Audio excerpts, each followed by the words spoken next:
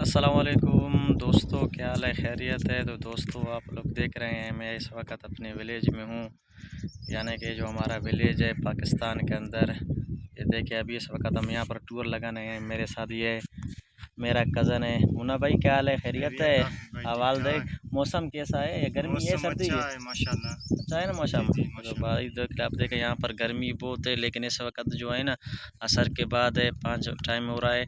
माशाल्लाह गर्मी भी नहीं है और हवा भी चल रही है। ये देखे, आपको मैं करवाता हूँ। ये देखिए, ये ट्रेन की पटरी है, यहाँ पर अभी हम आए हैं।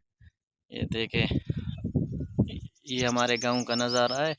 तमाम दोस्तों से गुजारिश की जाती है कि हमारे चैनल को भी सब्सक्राइब करें।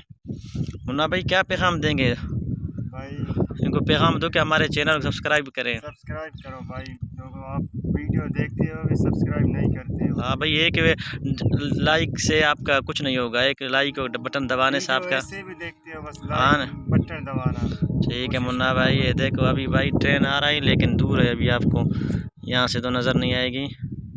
बहुत दूर है। ये देखे,